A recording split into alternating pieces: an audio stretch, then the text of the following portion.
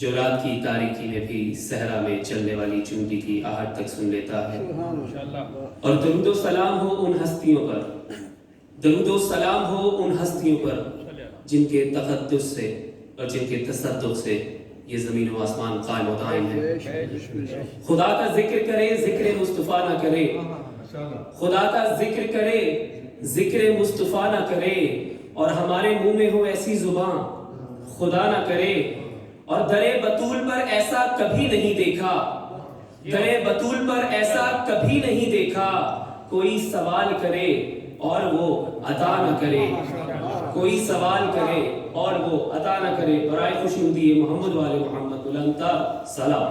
اللہم صلی علی محمد والے محمد. دعا ہے خداوند قدوس کے حضور کہ آج اس مجلس اعزاء میں ہمارا آنا، بیٹھنا، سننا قبول و منظور فرمائے، اور عالم اسلام میں دنیا کے کونے کونے میں جہاں بھی عزاداران سید الشہداء اس وقت فرش عزا پر رونق فرش عزا بنے ہوئے ہیں، بپائے سید الشہداء غم مظلوم کربلا کیے ہوئے ہیں، اور آج بالخصوص شہادت ہے، شہادت امام 11 ہمارے 11ویں امام حضرت امام حسن عسکری علیہ السلام مصطفیٰ کی.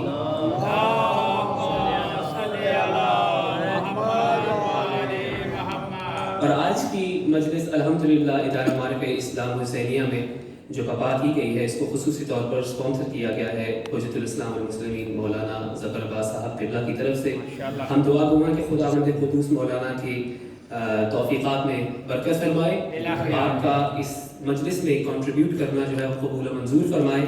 چند دعائیں ہیں، میرے خیال میں یہ ضروری ہے کہ تمام مومنین کی دعاؤں کی قبولیت کے لیے تمام مومنین حاضرین جو بھی اس وقت مجلس کو دیکھ رہے ہیں، لائیو مجلس جا رہی ہے، جو مومنین اس وقت مجلس کو دیکھ رہے ہیں یا بعد میں بھی دیکھیں گے، ان تمام مومنین کو بھی ذہن میں رکھتے ہوئے، آپ تمام کے مرحومین کو ذہن میں رکھتے ہوئے، آپ کے متعلقین، آپ کے حلقہ احباب میں بھی جتنے بھی مرحومین ہیں، وہ مرحومین جو خصوصی طور پہ اس دنیا سے رخصت ہوئے ہیں، ان کو آج یاد کرنے والا نہیں، لیکن وہ ایسا سینہ رکھتے تھے جس پر یا حسین کہہ کر یہ ہاتھ جو ہے وہ سلامی پیش کرتا تھا.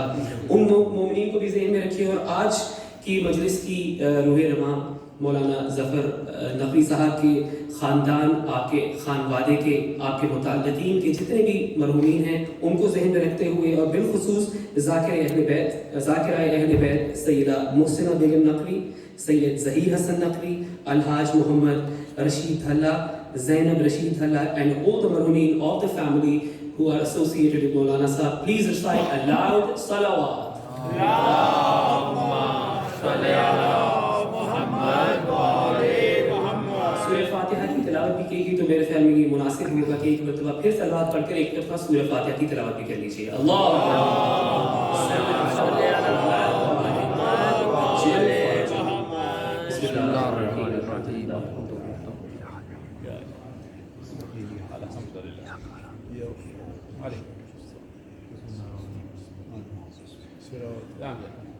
اللهم اغفر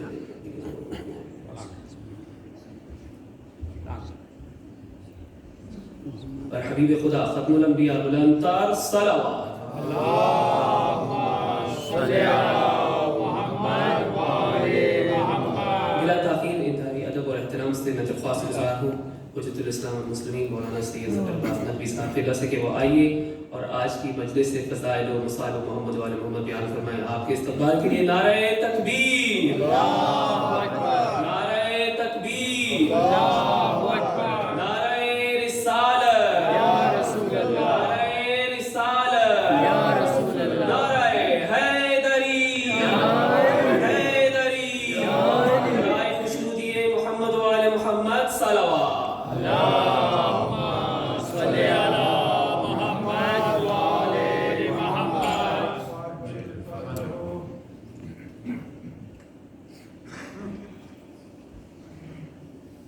برائے تاجیل ظہور امام بار دیگر بلند تر صلوات. اللہم صلی علی محمد و علی محمد.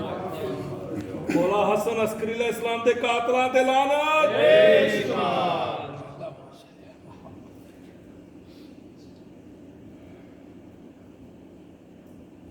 تمام کو بھی شامل کرتے ہوئے اور جو بھی محکومین ہیں بالخص شہدائے اپنے علماء عالمی سے جو جا چکے ہیں اور اگر کوئی پڑھنے والا نہیں ان سب کے لیے ایک مرتبہ سورہ حمد و ہمت اور سورہ اخلاص کی طرح فرما کے ان کی مثال بسم اللہ الرحمن الرحیم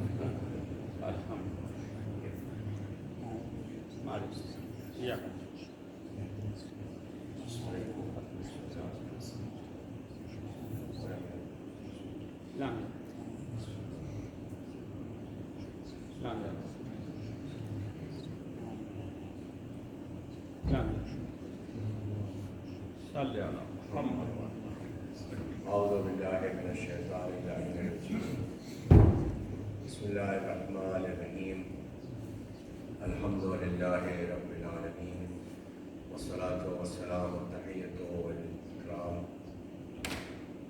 علی النبی الأمی العربی القرشی المکی المدنی الہاشمی صاحب قاب قوسین محبوب رب المشرقین والمغربین جد الحسن والحسین النبی الحرمین والامام القبلتین والرسول الثقلین الذين سمي في السماء بأحمد وفي الأرض بأبي القاسم محمد اللهم صل على محمد وآل محمد وعلى أهل بيت الطيبين الطاهرين المعصومين المظلومين المنتخبين المنتجبين لا سيما بقية الله في الأرضين وأرواح العالمين على الجناب ومن الفداء واللعنة الدائمة الباقية على أعدائهم ومنكر فضائلهم وحاسب حقوقهم أجمعين. أما بعد فقد قال الله سبحانه تبارك وتعالى في محكم كتابه ومتقن خطابه بسم الله الرحمن الرحيم الذين يتبعون الرسول النبي الأمي الذي يجدونه مكتوبا عندهم في التوراة والإنجيل يأمرهم بالمعروف وينهاهم عن المنكر ويحل لهم الطيبات ويحرم عليهم الخبائث ويضع إسرهم وأغلال التي كانت عليهم فالذين آمنوا به وعزروه ونصروه واتبعوا النور الذي أنزل معه أولئك هم المفلحون. صلوات اللهم صل على محمد وآل محمد. امام حسن عسکری علیہ السلام کی خوشنودی کے لیے بہت صلوات. اللهم صل على محمد وآل محمد. اور تاجیل ظہور تمہارا تیسری بات غلط صلوات. اللهم صل على محمد وآل محمد. سورہ مبارکہ آراف کی 157ویں آیت کے ذیل میں آپ کی خدمت میں مسلسل سنا رہا ہے اور آج ایام آزاد کی آخری شب ہے اور آخری اس سال کی آخری مجلس ہے. اس دعا کے ساتھ کہ خداوند کریم ہمیں آئندہ بھی ایام آزاد انشاءاللہ نصیب فرمائے. سورہ مبارکہ آراف قرآن حکیم کا 7واں سورہ ہے. اس کی 157ویں آیت ہے. ارشاد رب العزت ہو رہا ہے کہ الذین یتبعون الرسول النبی الأمی، اتباع کرنا ہے ایسے رسول کی کہ جو نبی بھی ہے اور امی بھی ہے. اور یہ وہ رسول ہے کہ جس کا ذکر ہم نے اس سے پہلے توریت اور انجیل میں لکھ دیا تھا. اور اس کا کام یہ ہے اسے پہچانیں کہ اس طرح سے کہ وہ نیکی کی طرف بلائے گا، برائیوں سے روکے گا، پاک چیزوں کو حلال قرار دے گا، پاک چیزوں کو حرام قرار دے گا. جس بوجھ کے نیچے تم دبے ہوئے ہو، جن زنجیروں میں جکڑے ہوئے ہو، ان سے تمہیں نجات عطا کرے. سو تمہارا فریضہ یہ ہے کہ ان کا ایمان لاؤ، ان کی مدد کرو، उनकी इज्जत करो और उस नूर का इत्तिबा करो जो उनके साथ है।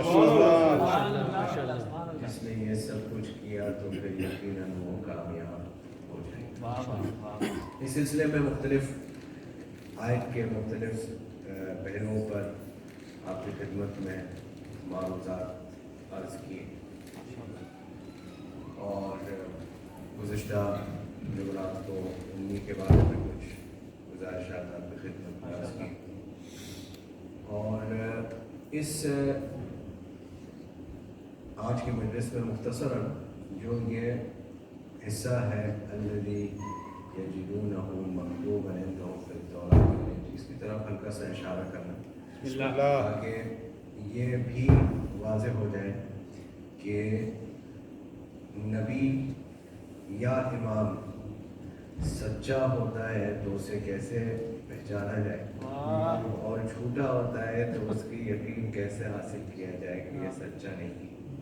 ये इसी हिस्से में आयत के ये बात वाज़ेह की जा रही है। मिलकर एक सलावत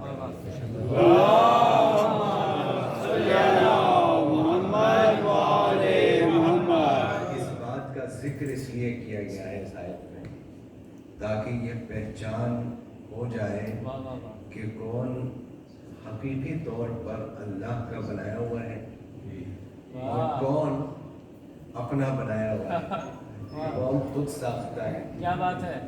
इस बात का जिक्र इसलिए यहाँ पर किया गया है और इसी चीज़ का लिंक इंशाअल्लाह इमाम की सीरत से हो जाएगा तो बात हमारी मुसलसल हो जाएगी। मिलकर एक सलवात पढ़ें।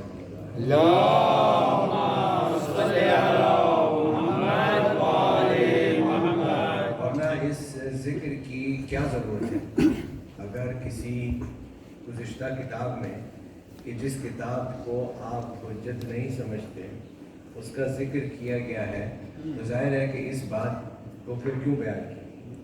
भाई तौरात इंजील में तहरीफ हो गई, उसे लोगों ने बाद में तब्दील कर दिया, लिहाजा अब उसके ऊपर कोई एतमाद किया नहीं जा सकता। लेकिन अल्लाह ने कहा कि हम उस नबी के इत्तिबा की बात कर रहे हैं तुमसे कि जिसका जिक्र हमने गुज़िश्ता किताबों में कर दिया। तो इसमें दो बातों की तरफ इशारा है, दो अहम मौज़ूआत। पहली बात तो ये है कि ज़ाहिर है कि उस ज़माने में तौरात और इंजील को मानने वाले लोग हैं, बिल्कुल, तो उन्हें मुतवज्जे करना है कि आपकी किताबों में भी इस नबी का जिक्र आ चुका है।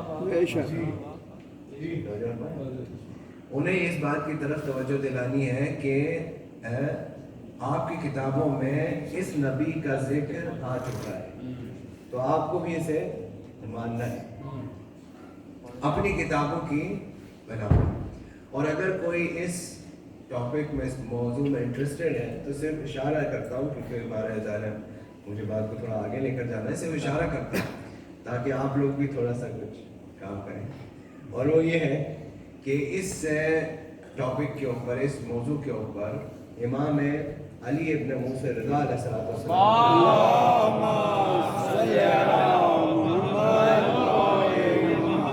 दरबार मामून में रअसुल जालूत और जासलीक के साथ मनाज़रा है कि जो शेख सदूक की किताब उयून अल-अखबार अल-रिज़ा में किया गया है, जो हर ज़बान में किताब मौजूद है, इंग्लिश में भी है, उर्दू में भी है, सारे ज़बानों में है, आप उसको देख सकते हैं। और उसमें इमाम ने सारे हवालों के साथ के तौरात में किस जगह और इंजील में किस जगह पैगंबर आखिर का जिक्र किया गया है। तो जो देखना चाहे वो वहाँ पर जाकर उसमें देख सकते हैं। तो गुजारिश है कि वो तो उनके लिए था, ये बात तो उनके लिए थी कि जो तौरात और इंजील को मानते थे, लेकिन जाहिर है कि कुरान की आयत में या कुरान के बारे में जो कुछ भी आ गया है वो सब लोगों के लिए। तो इसमें कोई और मैसेज भी है, वो ये है कि सही नबी को, सच्चे को किस तरह से पहचानना है, अल्लाह के बनाए हुए को कैसे पहचानना है। सिर्फ इशारा कर रहा हूँ, बाकी फिर आगे बात होगी। और वो ये है कि जो अल्लाह का बनाया हुआ होता है उससे जो गुज़िश्ता होता है वाह अल्लाह के बनाए हुए का जो गुज़िश्ता होता है उससे पहले जो आता है वो उसकी बशारत करता है कि मेरे बाद कौन आने वाला है।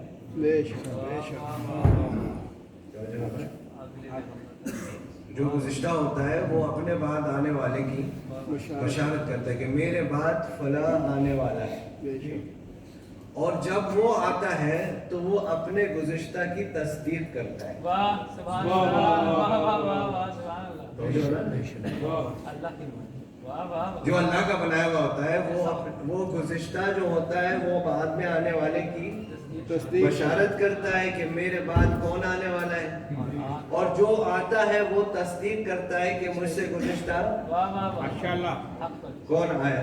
क्या बात तो अल्लाह ने ये सिलसिला बता दिया कि एक नबी आ रहा है, वो आ करके अपने बाद में आने वाले की बशारत कर रहा है कि मेरे बाद फला आने वाला है। वाह वो आके तस्दीक करता है कि वो जो गुज़िश्ता गुजरा है उसी के क्या बात उसी के मैसेज का तसलसल में बयान कर रहा हूं।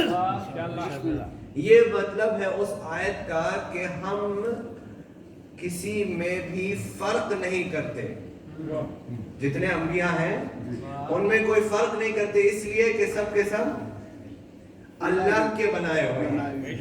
अगर बंदों के बनाए हुए होते तो उनमें फर्क हो जाता है। बंदों के बनाए हुए में फर्क हो जाता है, अल्लाह के बनाए हुए हैं इसलिए उनमें इसलिए उन मिलके सलवात पढ़े मोहम्मद तो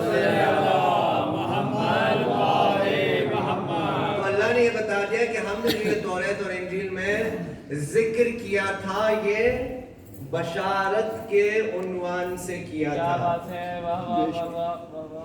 हजरत ईसा ने कहा कि मैं बशारत देता हूं तुम्हें कि एक नबी आने वाला है, इस्मुहु अहमद, उसका नाम और पैगंबर आखिर ने आकर के अपने से गुज़िश्ता जितने पैगंबर थे सबकी तस्दीक कर दी,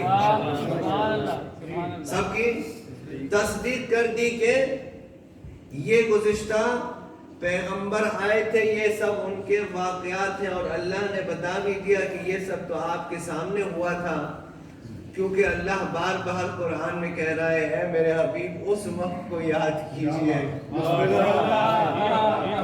अल्लाह बार बार कह रहा है उस वक्त को याद कीजिए जब आदम को बनाया जा रहा था, उस वक्त को याद कीजिए जब नूह कश्ती बना रहे थे, उस वक्त को याद कीजिए जब इब्राहिम को आग में डाला जा रहा था, उस वक्त को याद कीजिए जब मूसा समंदर पार कर रहे थे, उस वक्त को याद कीजिए। ये किसको कहा जाता है?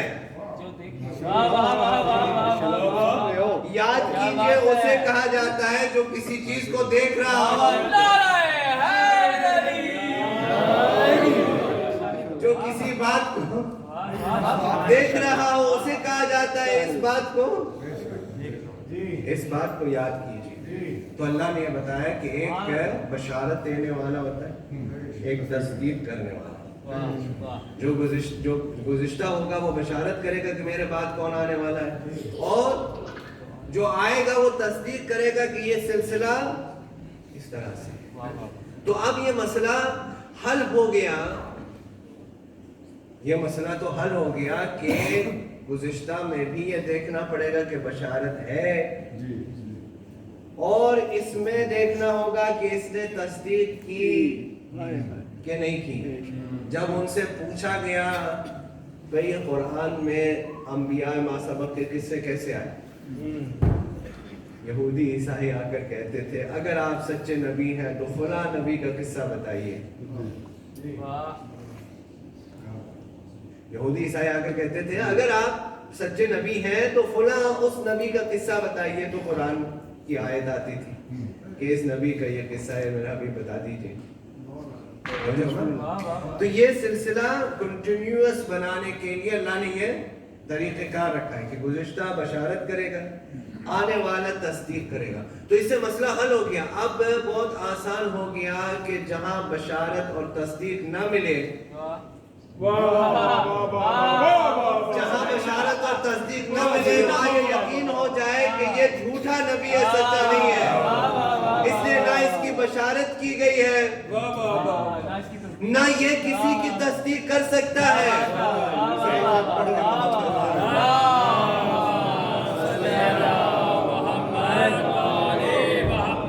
نہ یہ کسی کی تصدیق کر سکتا ہے. اور ہم نے اس مسئلے کا حل کرنے کے لیے ساری امت کو ہمارے اوپر ہمارا احسان مند ہونا چاہیے. بالکل ہم دلیل دے رہے ہیں اس کا. ساری امت کو ہمارا احسان مند ہونا چاہیے کہ ہم نے اذانوں میں اشہد ان امیر المومنین و امام المتقین و خلیفتہ بلا فصل کہہ کر ختم نبوت کو ثابت کیا ہے.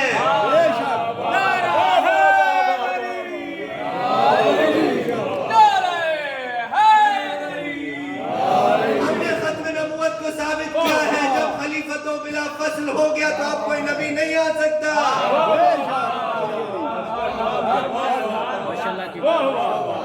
صلوات پڑھتے محمد.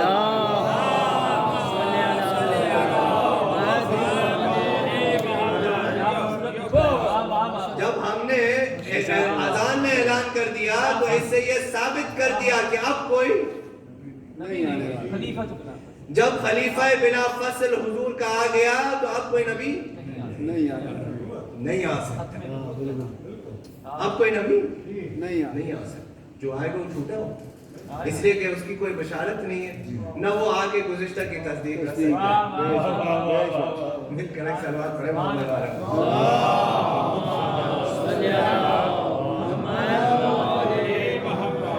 سلسلہ امامت ہے یہ ہمیشہ اپنے وجود سے, اپنے عمل سے, اپنے فعل سے, اپنے قول سے ثابت کیا کہ ہم ہمیشہ ختم نبوت, اور ختم نبوت کیا قرآن کی آیت ہے نا یہ سب.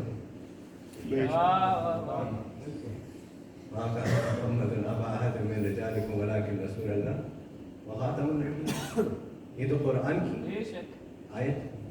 تو یعنی جب بھی قرآن کے اوپر حرف آئے گا یا قرآن کی کسی بات پہ حرف آئے گا تو نبی کا سچا جانشین ہی دفاع کرنے کے لیے,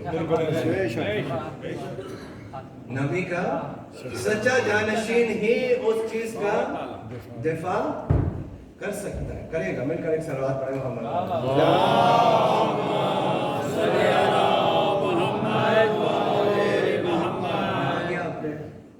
امام کی سیرت سے نزدیک ہو گیا. امام کے زمانے میں ایک شخص ہے اسحاق کندی, یہ کتاب لکھ رہے ہیں کہ قرآن میں کانٹرڈکشنز کہاں پر, ایک آیت دوسری آیت سے نہیں مل رہی. تو اس کا ایک شاگرد ہے, وہ امام کا معتقد ہے, امام کا ماننے والا ہے, امام کے پاس آتا جاتا ہے. تو امام نے کہا کہ میں نے سنا ہے کہ تمہارا استاد کتاب لکھ رہے ہیں قرآن کے کانٹرڈکشنز کے اوپر کتاب. تو اس نے کہا کہ ہاں کہنے لگا تم کچھ کہہ نہیں سکتے. کہنے لگا کہ میں یہ مثال بھی آج کل بیکار ہے نا, اصل میں کیا کریں. کہنے لگے میں شاگرد ہوں, وہ استاد ہے, یہ مثال ہی بیکار ہے. آج کل تو شاگرد استادوں سے ہٹتے ہیں, مثال ہی بیکار ہے. خیر کہنے لگا میں شاگرد ہوں, وہ استاد ہے, یہ اس زمانے کی بات ہے, آج کل کی نہیں. ہاں کہنے لگا میں شاگرد ہوں, وہ استاد ہے, میں اسے کیا کہہ سکتا ہوں, میں تو اس سے کچھ نہیں کہہ سکتا. امام نے کہا کچھ کہہ نہیں سکتے تو سوال تو پوچھ سکتے ہو, اعتراض نہیں کرنے کو کہہ رہا ہوں, سوال تو پوچھ سکتے ہو. کہاں سوال پوچھ سکتے ہو؟ تو سے یہ سوال پوچھ لو کہ اگر کوئی شخص کتاب لکھے اور لکھی ہوئی بات کے اوپر اختلاف ہو جائے کہ اس کا مطلب کیا ہے, تو کس سے پوچھا جائے گا؟ کوئی عام آدمی کتاب لکھے اور اس پر اختلاف ہو جائے کہ یہ جو بات لکھی ہوئی ہے اس کا کیا مطلب ہے, اس کا انٹرپریٹیشن کیا ہے, میننگ کیا ہے, تو کس سے پوچھا جائے گا؟ تو ہو گیا شاگرد کیا اسحاق کندی کے پاس اور کہنے لگا کہ میرا سوال ہے. کہاں پوچھو؟ کہا کہ اگر کوئی عام آدمی کتاب لکھے اور اس پر اختلاف ہو جائے تو اس انٹرپریٹیشن کا حل کس سے لیا جائے گا؟ کہنے لگا یہ سوال تمہیں کس نے بتایا؟ یہ سوال تمہیں کس نے سکھایا؟ تو پہلے تو اس نے کہا کہ نہیں میں نے خود سوچا ہے. نہیں میں اس وقت تک جواب نہیں دوں گا جب تک کہ تم یہ نہیں بتاؤ گے کہ تمہیں سوال کس نے سکھایا. تو بالآخر بہت زیادہ اصرار کے بعد اس نے کہا کہ ابو محمد حسن بن علی عسکری علیہ السلام نے مجھے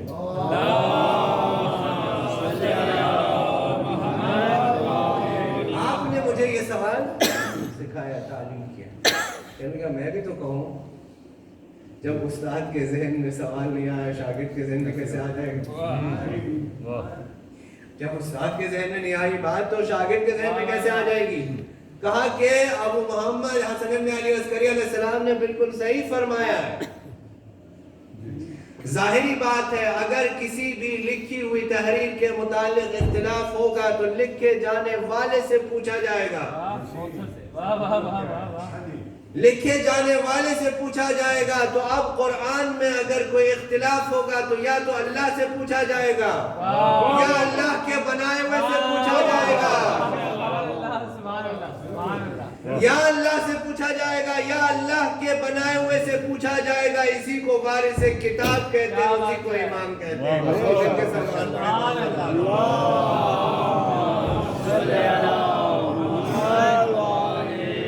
اسی کو وارث کتاب کہتے ہیں، اسی کو امام کہتے ہیں. جو اللہ کا بنایا ہوا ہوتا ہے اسی کو وارث کتاب کہتے ہیں، اس لیے کہ کتاب بول نہیں سکتی. اللہ نے امام کو بنایا اس لیے ہے کہ وہ کتاب کے معانی کو سمجھائے.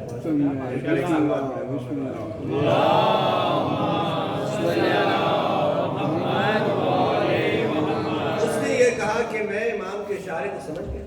ظاہری بات ہے مجھے حق نہیں ہے کہ میں اختلافات قرآن میں سے نکالوں. اس نے آنکھ منگوا کر کے اس کے جتنے وہ تحریر تھی وہ سب کو جلا. امام علیہ السلام کا جو زمانہ یہ آپ کا جو زمانہ ہے مختصر ترین زمانوں میں سے امام جواد علیہ السلام کا سب سے مختصر، اس کے بعد امام حسن علیہ السلام. لیکن اس کے باوجود اس میں ایک سوچنے والی بات آتی ہے کہ 28 سال کیا ہوتے ہیں؟ 28 سال میں سے تو کیا ہوتے ہیں؟ تو ایک سوچنے والی بات ہے کہ میں اپنے آپ سے اور جو کوئی بھی 28 سال سے زیادہ ہے یہ پوچھے کہ میں نے اپنی زندگی میں کیا کیا. میں نے کیا کیا؟ امام نے تو میری زندگی کو بنانے کے لیے 28 سال میں سب کچھ کر دیا.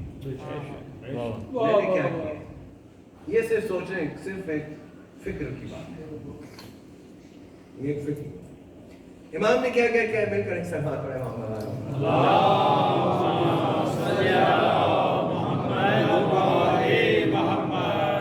مولا پاک پر بابا سے بلند نعرہ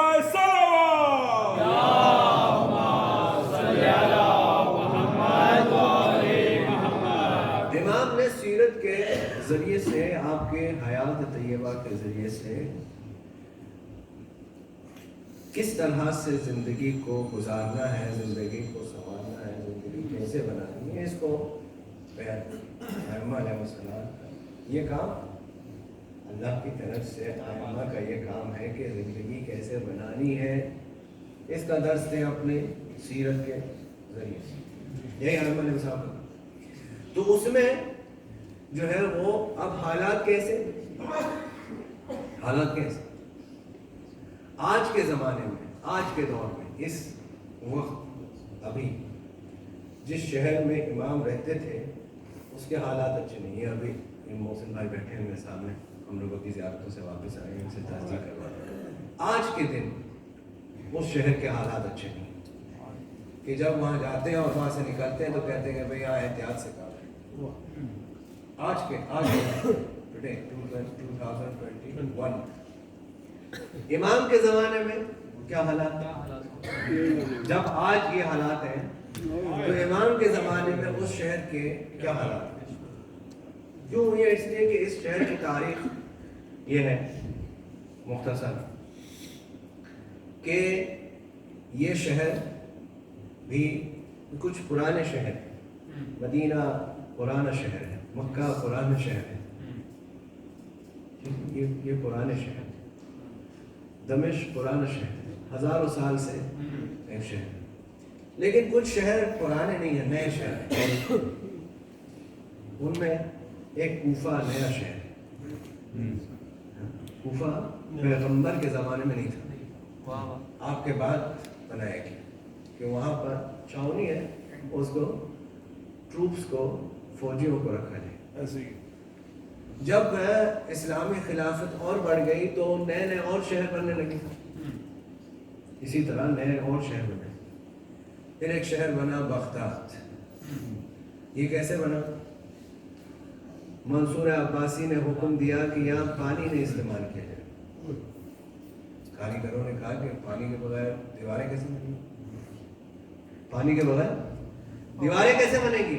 کہا جتنے سادات جو پریزن میں ہیں ان کا خون جا دے۔ یہ تاریخ اسلام ہے، یہ تاریخ اسلام کے سادات کا خون کا گاڑھا بنا کر کے اس میں مٹی ملا کر کے بغداد کے شہر کی دیواروں کو بلند کیا۔ اور جب عباسی خلافت اور بڑھ گئی تو ایک نیا شہر بنایا گیا، بغداد کے اوپر ایک نیا شہر، اس شہر کا نام رکھا گیا سرہ من رہا۔ جس نے بھی دیکھا وہ خوش ہو گیا۔ سرہ من رہا کا مطلب یہ ہے جس نے بھی دیکھا اسے، یعنی اتنا خوبصورت شہر ہے کہ جس نے بھی دیکھا وہ خوش ہو گیا۔ اس کے بعد شہر تباہ ہو گیا کثرت استعمال سے، وہ سرہ من رہا سامراج۔ تو یہ شہر ہے بنی عباس کے بنایا ہوا، یہ وہ چھاؤنی، یہاں پر امام کو بلا کر کے رکھا گیا اس شہر۔ اور جو روزہ ہے آپ کا جہاں پر آپ دفن ہیں، اس کی خصوصیت یہ ہے کہ یہ وہ جگہ ہے جہاں پر آپ کا بیت الشرف تھا، جہاں آپ رہتے تھے، اسی جگہ پر آپ رہتے تھے۔ بعد میں امام علی نقی علیہ السلام بھی اور امام حسن عسکری علیہ السلام دونوں بھی آپ یہیں قیام پذیر تھے پوری زندگی اپنے، اور یہیں پر آپ کو دفن کیا۔ اس شہر کے اس وقت یہ حالات ہیں کہ امام نے کہا کہ پبلک میں مجھے سلام نہیں کرنا، میرا حکم ہے کہ پبلک میں لوگوں کے سامنے مجھے سلام۔ کیوں؟ اس لیے کہ تمہاری جان خطرے میں۔ یہ حالات ہیں اس وقت۔ ایسے حالات میں بھی امام علیہ السلام نے دین کا تحفظ کیا، لیکن اس اچھے حالات میں تو دین کی باتیں سبھی کرتے ہیں، اچھے حالات میں تو سبھی دین کی باتیں کرتے ہیں۔ ایسے حالات میں کہ جہاں کسی کا امام کو سلام کرنا اس کی جان کو خطرے میں ڈال دے گا، ایسے حالات میں بھی امام نے تو پھر وہاں سے تائید غیبی ہوتی ہے، امام ہاؤس اریسٹ میں ہے اور سامرا میں قید ہو جاتا ہے، بارش نہیں ہو رہی، سب جمع ہو گئے، دعائیں ہو رہی ہیں، بارش ہو جائے، بارش نہیں ہو رہی، سب کچھ ہو گیا، کسی صورت کہیں سے کوئی خطرہ پانی کا نہیں آ رہا۔ اب لوگوں کے ایمان بھی ویسے ہی ہیں، ایمان بھی ویسے ہی ہیں۔ اتنے میں ایک راہب آ گیا، اس نے ہاتھ بلند کیے اور پانی برسنے لگا۔ تو ویسے ہی ایمان کمزور ہے، لوگ ادھر کہہ رہے ہیں ہم دعائیں کر رہے ہیں، بارش نہیں ہو رہی ہے، ادھر راہب آیا، اس نے پانی برسا دیا۔ تو آپ ایڈوائزرز پہنچے خلیفہ کے پاس، معتمد عباسی غضب ہو جائے، کیا غضب ہو جائے؟ کہا اگر سب کرسچن ہو گئے تو پھر حکومت کس پہ کریں گے؟ نہیں، اسلام کا تو کوئی خیال ہے نہیں، اگر سب کرسچن ہو گئے تو حکومت کس پہ ہوگی؟ تو اس نے کہا کیا کریں؟ کہا بھائی ایک ہی آدمی بچا سکتے ہیں، یعنی ہر زمانے میں یا علی دین بچائیں گے یا علی کا کوئی بیٹا دین بچائے گا۔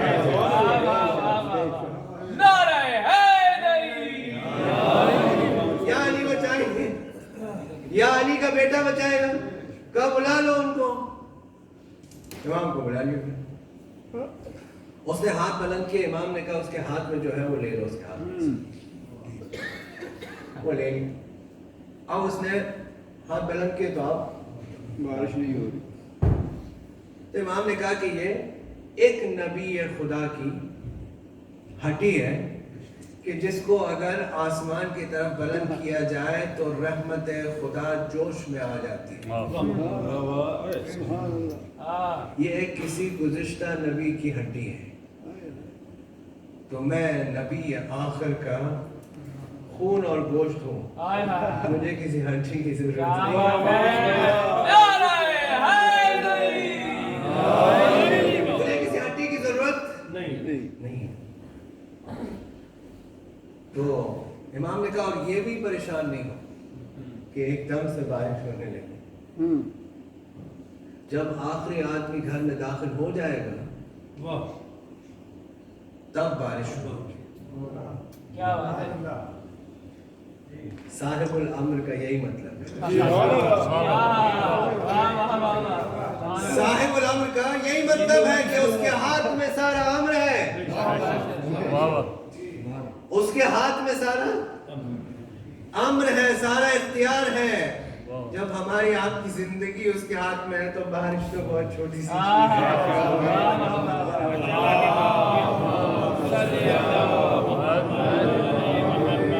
كل إيمان كل قرآن حق امام نعرہ حیدری۔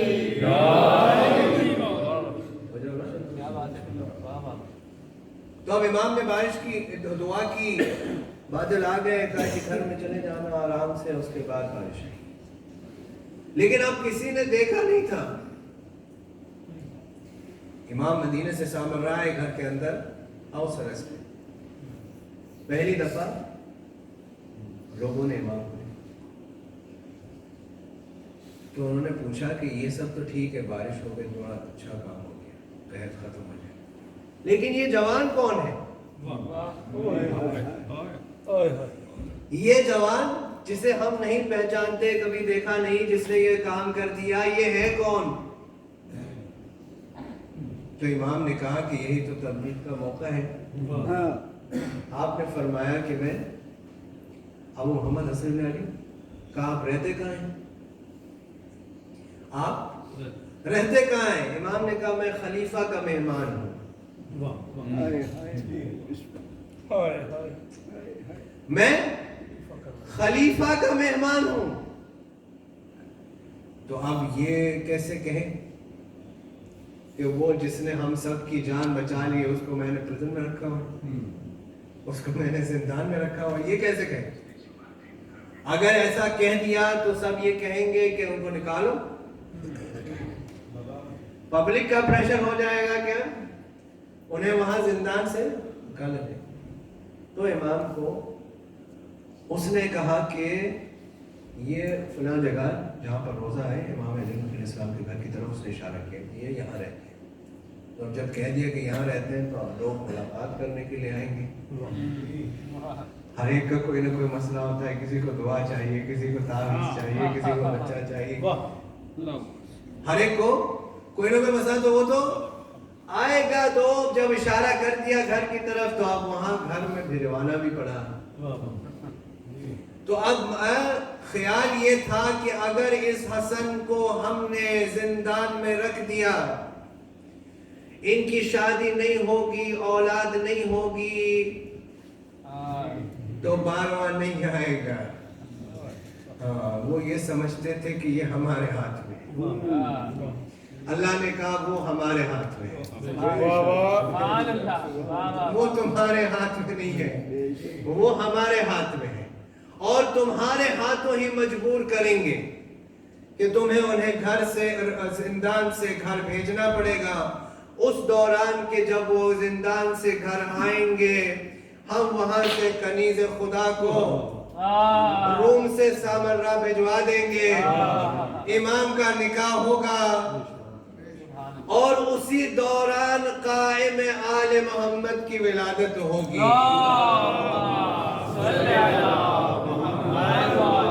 اس لیے کہ زندان میں ڈالنا تمہارے اختیار میں تھا، लेकिन उन्हें बाहर लाना और कायम की विलादत करवाना ये हमारे इख्तियार में है। इंशाल्लाह ये हमारे इख्तियार में है और तुम्हारे हाथों ही हम करवाएंगे। मिलकर सलवात पढ़े मोहम्मद।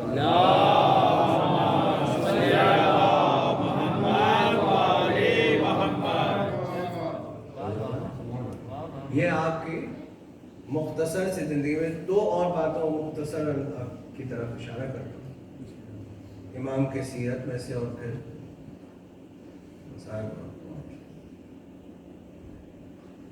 सीरत की मैंने गुजारिश की आपकी खिदमत में कि इमाम का काम ये है कि अपनी सीरत से, अपने एक्शन से, अपनी बातों से ये सिखाएं, ये बताएं कि किस तरह से इंसान को किसी दूसरे के साथ पेश आना है, कैसे आप किस तरह इज्जत और एहतराम करना, ये तरीक़ेकार के इमाम है।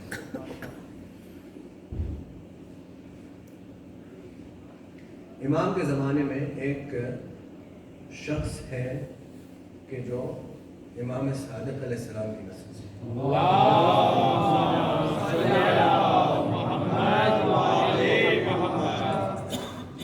उनका नाम हुसैन इब्न साकिन है, जो कि इमाम सादिक़ अलैहिस्सलाम की नस्ल से। और उनके मुतालिक ये बयान किया गया कि वो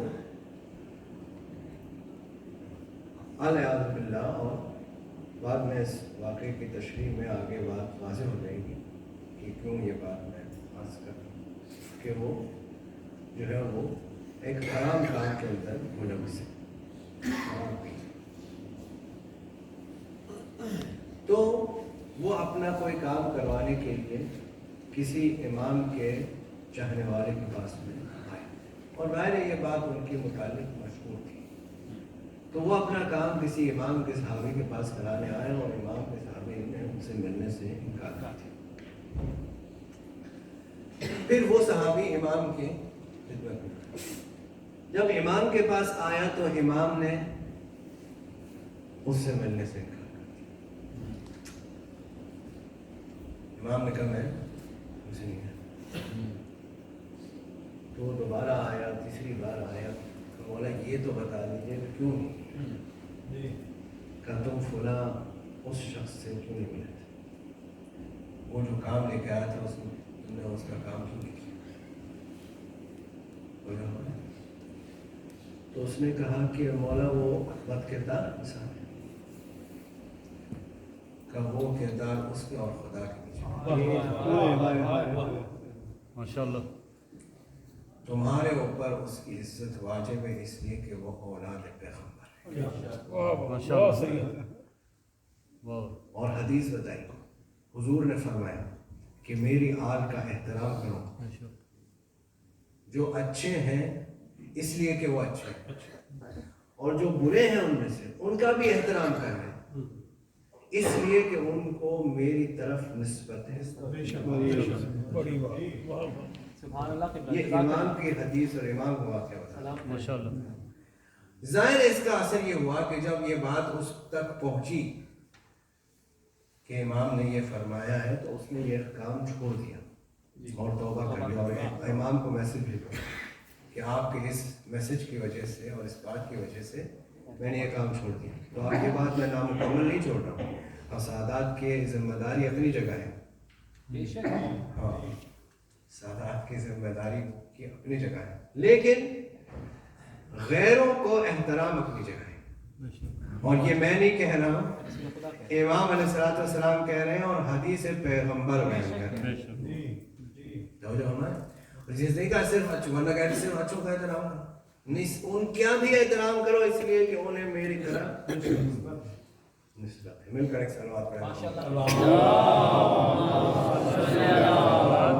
अब ये कुलिया हो गया कि किसी भी इमाम के बेटे के मुतालिक उसके अमल के ऊपर क्रिटिसाइज हो सकता है, किरदार पर नहीं हो सकता। क्या बात है।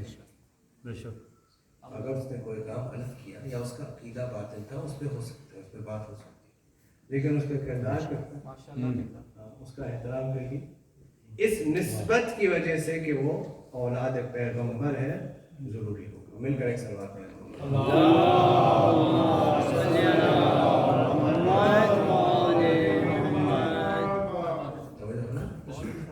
बस बात तमाम वक्त जो है वो तमाम हो गया, बात तमाम। इमाम हसन अस्करी अलैहिस्सलाम ने अपनी मुख्तसर ज़िंदगी के अंदर ये सारे पहलुओं की तरफ इशारा करके बताया कि किस अंदाज से अपनी सीरत, अपनी ज़िंदगी को बनाना है। लेकिन हालात तो यही कि कोई रास्ते में सलाम नहीं कर सकते, वो सलाम करेगा उसकी जान खतरे में। तो इमाम का क्या हाल होगा जब चाहने वालों का ये हाल है कि अगर कोई रास्ते में सलाम कर ले उसकी जान खतरे में आ जाएगी। इमाम का क्या हाल? तो रवायत में बयान किया गया कि 260 हिजरी में मुतवल्लिद अब्बासी ने आपको कम से कम 3 मरतबा ज़हर दिया। फर्स्ट ऑफ रबीउल अव्वल को ज़हर दिया, फिर 5th ऑफ रबीउल अव्वल को ज़हर दिया, फिर 8th ऑफ रबीउल अव्वल को ज़हर दिया। और ये कौन सा ज़हर था? ये भी सुन लें, मोहम्मद राय साहब के लिए ये बात काफ़ी है। ये कौन सा ज़हर था? ये कहा जाता है ना कि बनी अब्बास के ज़माने में बहुत रिसर्च हुई, वो रिसर्च भी सुन लें। क्या रिसर्च? ये रिसर्च हुई कि जहर को फल में कैसे डाला जाए ताकि ये पता न चले कि इस फल में जहर है। ये रिसर्च कहा कि धागे के ऊपर जहर को डाल दिया जाए और वो धागे को उस फल में से गुजार दिया जाए, तो ये मालूम भी नहीं होगा कि फल में कुछ डाला गया और जहर भी फल में आ जाए। वो जहर कौन सा है? इसको ज़हर हलाहिल कहते हैं। इस जहर का असर ये है कि अगर दरिया में डाल दिया जाए तो उसके बू से सारी मछलियाँ मर जाएंगी, उसकी स्मेल से सारी मछलियाँ मर जाएंगी। ये जहर इमाम को 3 मरतबा दिए गए। ये जहर इमाम को 3 मरतबा 8 रबीउल अव्वल को 207 हिजरी को आखिरी बार ये जहर आपको दिया गया और इस तीसरे बार जो आपको जहर दिया गया, इस जहर के असर से आप शहीद हो। और इस जहर का असर क्या था? इस जहर का असर ये था कि अगर कोई काम हम और आप करें तो वो मामूल होता है, लेकिन अगर मासूम करें तो वही काम क़यामत होती है। हम और आप अगर मुस्तहब नमाज बैठ कर पढ़ लें कोई बात नहीं, लेकिन अगर ख़ानदान अहले बैत में से कोई शख्स बैठ करके नमाज पढ़ रहा है, इसका मतलब है कि वो खड़ा नहीं हो सकता। दो ऐसी मिसालें मिलती हैं कि जहाँ ख़ानदान रिसालत में से किसी ने बैठ करके नमाज पढ़ी हो या शाम गरीबा में ने बैठ कर नमाज पढ़ी कि सैयद सज्जाद ने होकर कहा कि आप बैठ कर नमाज पढ़िए, या इमाम हसन अस्करी ने इस जहर के प्याले को पीने के बाद में सुबह की नमाज 8 रबीउल अव्वल की सुबह बैठ करके पढ़ी कि इमाम ज़मान ने अपने बाबा की हालत देख कर कि आप बैठ करके नमाज पढ़े, आप बैठ करके नमाज पढ़े। बस अजीज़ों बात तमाम कर देता, लेकिन ये आज अय्याम अज़ा की आखिरी शब, अय्याम अज़ा की आखिरी शब, यही वो अय्याम कि जिन अय्याम में करबला से लूटा हुआ काफिला मदीने में वो किस अंदाज में वारिद हुआ? इस अंदाज में वारिद हुआ कि कोई मर्द उनमें से न था। वो काफिला के जो बड़े शान और शौकत से मदीने से चला था, वो अब लुटा हुआ मदीने में वारिद हुआ। मदीने के बाहर पहुंच करके इमाम ने हुक्म दिया कि खीमे लगा दिए जाए, काफिले को रोक दिया। बशीर को खबर हुई कि लुटा हुआ काफिला इमाम की खिदमत में पहुंचा। इमाम ने कहा कि तेरा बाप शायर था, क्या तुम भी शेर कहते? कहा मौला मैं भी शेर कहता हूँ। कहा जाकर मदीने में ऐलान कर दो कि हुसैन को लुटा हुआ काफिला वापस आए। बशीर मदीने में वारिद हुआ और کہنے لگا یا اہل یثرب لا مقام لکم، اے مدینے والوں مدینہ رہنے کے قابل نہیں۔ حسین کا لٹا ہوا قافلہ واپس آ گیا، حسین کا لٹا ہوا قافلہ وارد ہو گیا ہے۔ عزیزوں بس اس اعلان کے بعد میں ساری باتیں چھوڑا، اس اعلان کے بعد میں قافلہ وارد ہو گیا۔ ام کلثوم نے مرثیہ پڑھا مدینہ دیکھ کر کے، کہاں کہ ہمارے نانا کا مدینہ لا مدینہ ہمیں قبول کرنا، ہائے جس حالت میں ہم گئے تھے اور کس حالت میں ہاں گودیاں اونچی ہوئی، مردوں کا سایہ ختم ہو چکا ہے، تمام کا قافلہ آ کر کے روز رسول پر پہنچا، روز رسول پر پہنچا۔ وہاں پر اتنا گریہ ہوا کہ سارے مدینے والے رونے لگے۔ جب سب چلے گئے تو زینب کبریٰ قریب آئی روز رسول کے قبر رسول کے پاس۔ نانا جب کہیں سفر سے کوئی آتا ہے تو سوغات سفر لے کر کے آتا ہے، میں بھی سوغات سفر لے کر آئی ہوں۔ بھائی کا پھٹا ہوا کرتا نکالا، قبر رسول پر رکھ دیا، قبر رسول تھر تھرانے لگی۔ زینب نے کہا یا رسول اللہ اگر نامحرموں کا مجمع نہ ہوتا تو بازوؤں سے ردا ہٹا کر کے وہ نشان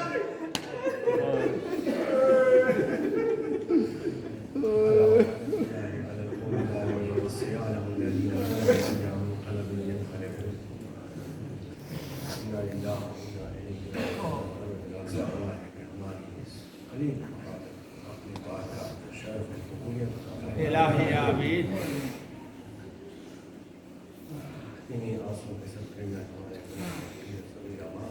الہی آمین۔ الہی آمین۔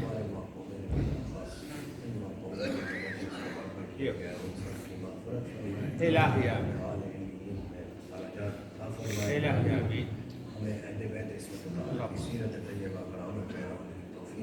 الہی آمین۔ دنیا میں ان کی زیادت، آخرت میں شفاعت نصیب۔ الہی آمین۔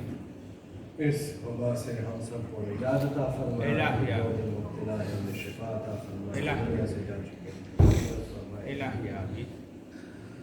ہمارے آپ اور مولانا سے راضی قبول فرمائے، الہی ان کے ظہور عطا فرمائے، الہی ہمیں ان کے آوان و انصار سے قرار دے۔ الہی آمین۔